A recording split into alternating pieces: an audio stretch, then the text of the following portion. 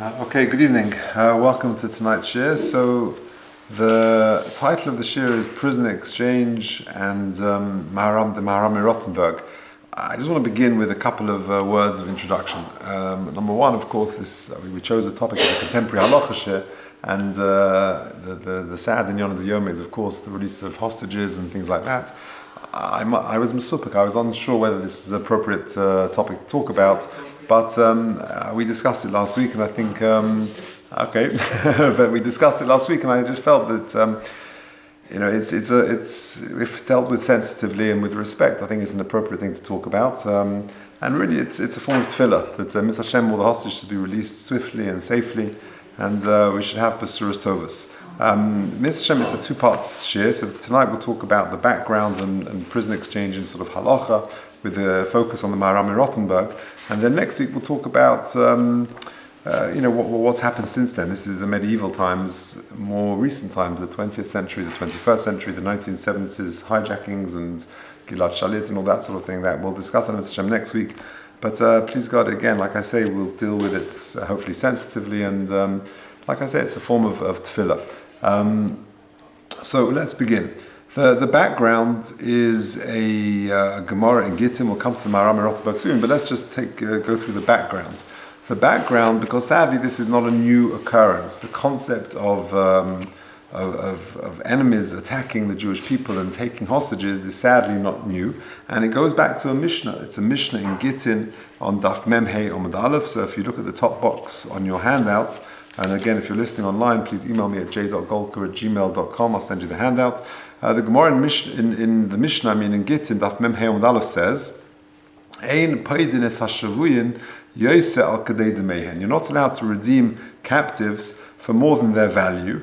Now, that is a general term. We're talking about days when people had a value on a slave market, but of course nowadays the explanation of this is for an exorbitant sum, whether that means monetarily, that people ask for a huge amount of money, or something in exchange, whether that means other terrorists or who are being released, or whoever it may be, or some form of concession. So anything which is considered unreasonable, which of course it's almost always is, then that's the Chazal made a takana, a decree, not to redeem captives for anything which is considered unreasonable, an exorbitant sum of money or the like. Now, why do they make this decree?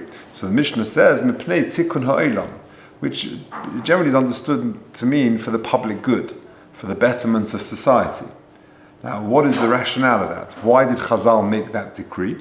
So the Gemara itself discusses it. The next line, what was the rationale for it?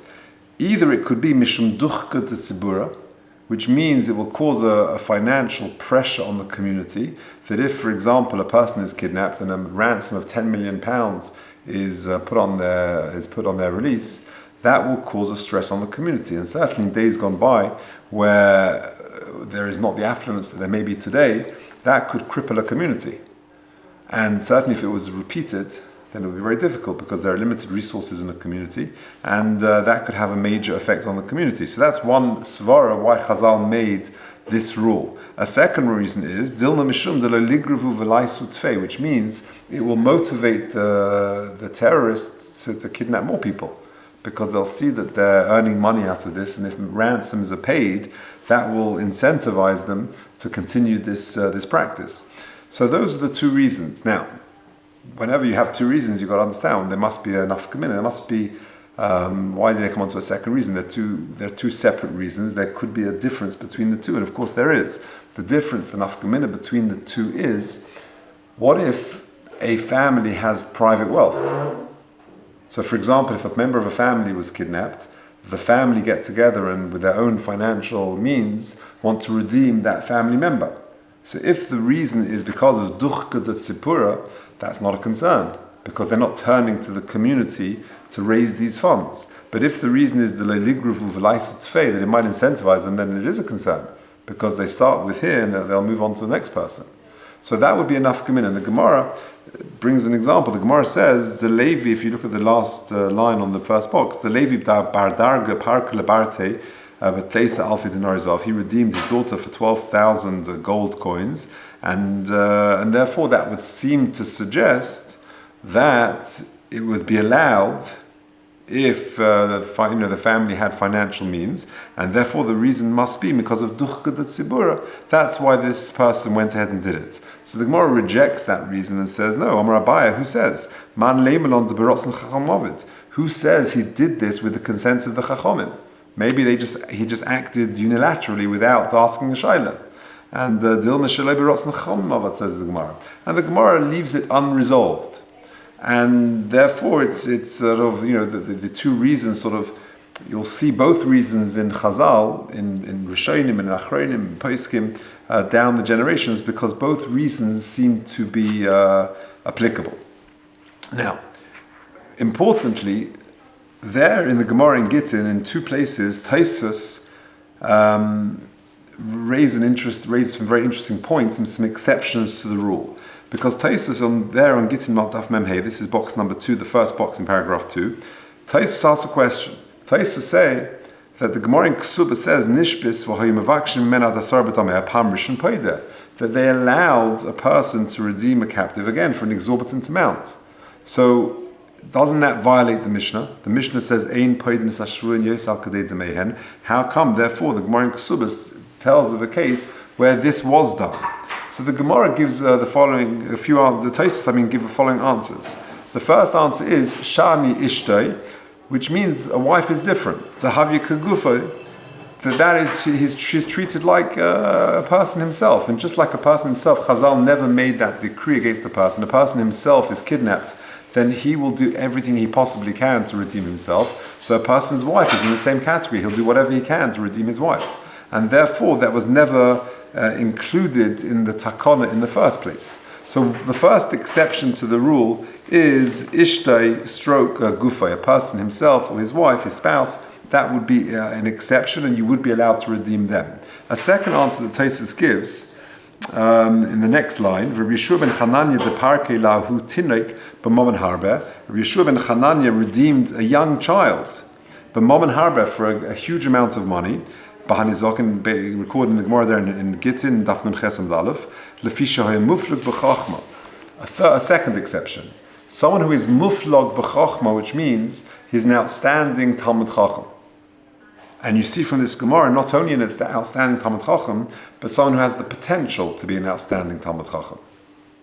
So that person would be excluded from the takon of Ein Poidin Hashruyin. In other words, if he is so needed by the Jewish people because he is one of the leading figures in the Jewish world, that would be an exception. Or indeed, if he has the potential to be that. Now, that's the second exception. A third exception is Tosfos says Inami b'shas churban habayis lo shaykh lo ligruvu. The reason of that you might motivate terrorists to kidnap more people is not relevant in the time of the Churban Habayis, because in the time of the Churban Habayis, they were doing it anyway. That's just what they did. They kidnapped. And therefore, they're out to get us. They're doing it anyway. So paying a ransom is not going to encourage them more or less. They will be carrying on doing this practice anyway. So it will have no impact on motivating more because they're just doing it. And therefore, that would be a third exception. And then, a fourth exception, which is a Tosfos in Gittin Nun Ches Amud Aleph, in the next box in paragraph 2, Ki ikka sakonas nefashos poidin shvuin yosach kadei demeim. Tosfos brings another example of when there is sakonas nefashos, which means that the hostages themselves their life is in danger. Now, you may be thinking, because we're so preoccupied with the whole situation now in Eretz Yisrael, you might be thinking, well, surely every hostage situation is sakonas nefashos. Surely, it's so precarious that their life will be in danger in that situation. The answer seemingly is no. Sometimes the kidnappers are there, they're motivated by money, and they want to keep this person alive in order that they can get their ransom. So it depends very much on the situation. But clearly there are situations of sakonas nefashos. Now, whether or not we paskin like this, we'll see Mr. Hashem next week. But just to summarize where we're up to, we've got the takona in the Mishnah in Gittin, Ein Poidin Hashvuyin Yosem Al Kadei Demehen. You're not allowed to redeem captives for an exorbitant and unreasonable sum or situation because of Tikkun HaOlam. 2 reasons for Tikkun HaOlam. Number 1, because it will put too much financial pressure on the community. Number 2, it will motivate them to kidnap further. The nafkamina would be if a person can redeem an own family member. A person we're not turning to the communal pot, as it were. That would be a nafkamina, and the Gemara leaves it unresolved.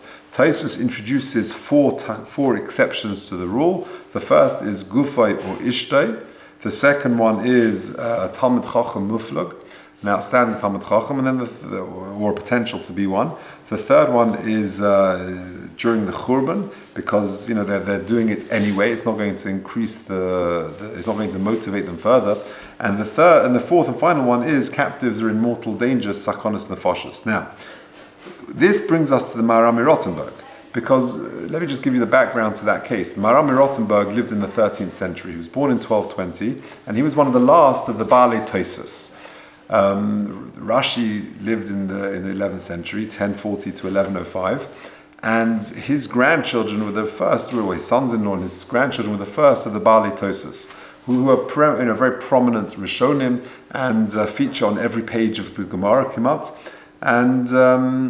And there were many. There were dozens, if not hundreds, of Baalei Tosfos. Even here on England shores, there's a Tosfos Chachmei Anglia, the Tosfos from England, and across Europe, mostly France and Germany.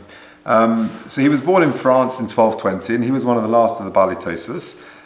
He learnt in the great French yeshivas. He was a Talmud of Rabbi Chiel of Paris. He witnessed the burning of 24 wagons of Gemara in 1244, after his Rebbe Rabbi Chiel was forced to defend the Jewish people in a disputation.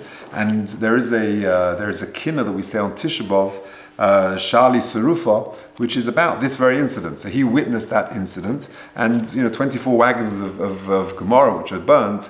Nowadays every mitzvah boy pretty much gets a shas at some point. If not at the mitzvah, then by the chasna he'll have one. But nowadays, everyone's got a nice library.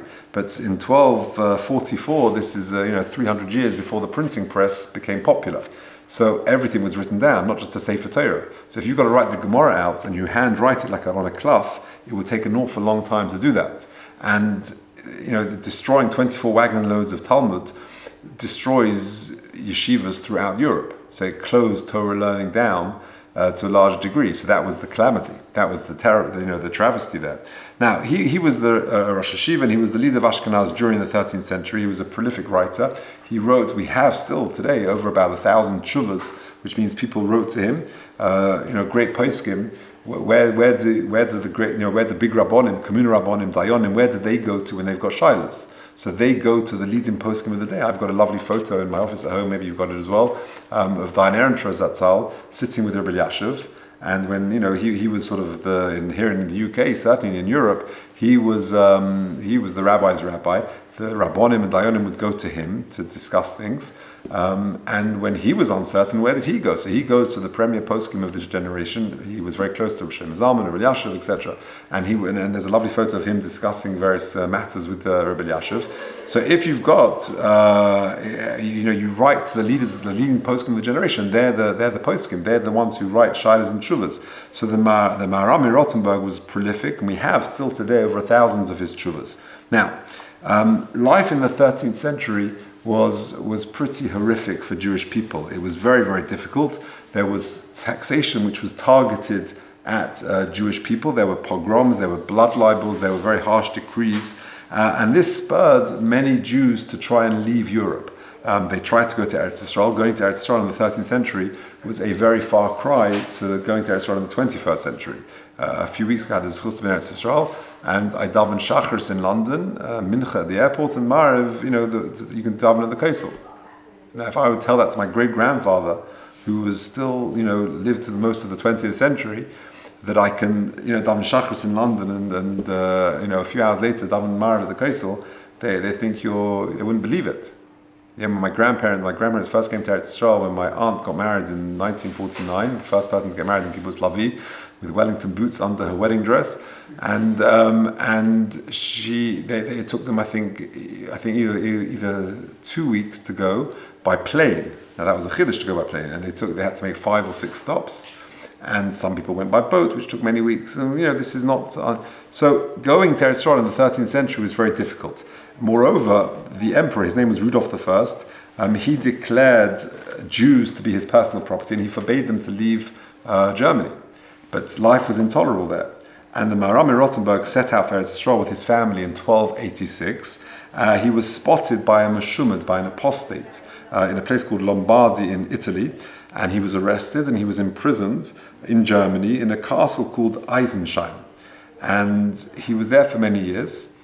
And he refused, they put a figure on his head, 23,000 talents of silver, a huge, an exorbitant amount.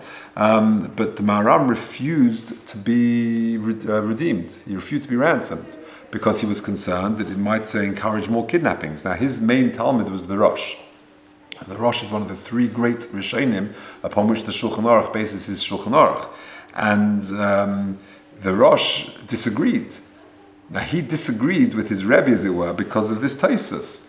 Because the Rosh said, well, what about Talmud Chacham Muflug? If you're a Talmud Chacham Muflug, you're one of the leading Rabbonim in the Jewish world, that is an exception to the rule. But we'll see in the Yam Shlomo, we'll have to do it quickly, but he was insistent, and not only was he insistent, that the Maharam in Rothenburg died in jail, and he even refused that his body be allowed to be ransomed. And his body stayed in that castle for 14 years after he died. And only then, many years later, 14 years later, a very heavy ransom was paid by someone called Alexander Wimpfen of Frankfurt to redeem the body of the Maharam, and his only request was that he be buried next to him.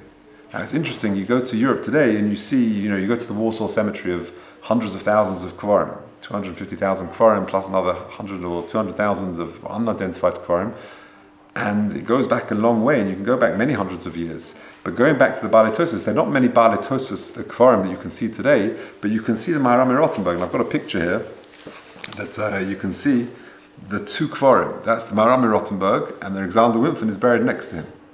And you can still see this today. So it's a fascinating story. It's a very sad story, but it's a fascinating story. The question is, why did the Maharam in Rothenburg not allow himself to be redeemed? And that is the subject of the Yam Shel Shlomo. Let's quickly look at it. It's the bottom box on the first page. The Yam Shel Shlomo says, Shamaiti. I'm going to the next paragraph.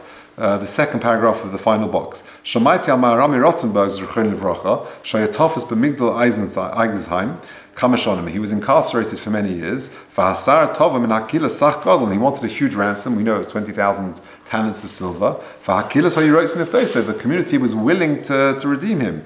V'lo hiniach, and they didn't allow it. Ki omar in poidin hashvuin yosek kadei demehem, because he said, because this violates the Mishnah. The Mishnah says ein poidin es hashvuin yosek kadei demehem. That's how we started this evening.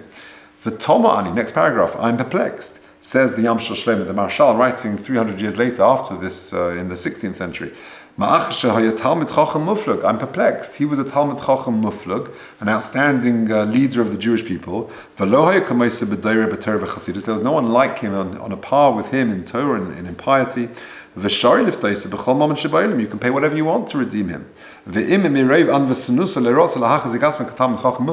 And maybe it was his humility that prevented him from giving permission to be redeemed. He should have been chayshish, says the Yam Shel Shlomo, on bittul Torah, not only his own learning, but the learning of others who need him to ask questions. Etc. So next paragraph says the Yam Shel Shlomo, clearly his intent was she'im yiftu oisai im kein yesh lemecha shemiyasu kol asorim letalmid chacham muflug shebadar. That there his concern was that there was a real concern of a slippery slope that others will be kidnapped in his stead, and there won't be means to do that. And then he look at the last paragraph. And I'll prove it to you, because the intention was that they would kidnap the Rosh. When the Maharam died, they wanted to take the Rosh, and the Rosh had to escape. And that's exactly what happened. The Rav was one of the great Ashkenazi Rishonim, and he escaped to Spain, and he was sort of found refuge there. He stayed in the Rashba's house, another one of the great Rishonim, for a week. The Rosh and the Rashba, these are giants of Jewish history, and he became a Rav in Sephardi Spain. So it was sort of east meets west. It was two different worlds. But the reason why the Rosh fled from Germany was because of this. His life was in mortal danger, and therefore, says the Yamsha Shlomo, it must be that the Maharam in Rothenburg was, the theory is that Talmud Chacham Muflug is one of the exceptions, like we've seen. But he felt that it was too dangerous and it would cause, it would motivate the enemies to attack and to kidnap other outstanding Talmidei Chachamim. So that is part one. Miss Hashem, part two, what we're going to discuss is what the halacha l'maisa is today, what the Shulchan Aruch says, what the Rambam says, and the halacha today, what is the policy, if you like, in the Israeli army. And these are very difficult topics to discuss, but Miss Hashem will explore that a little bit more next week. But again, in the hope that Miss Hashem, the learning should be like a silent tefillah HaKadosh Baruch Hu, that we should have Besuros Tovos from Eretz Yisrael.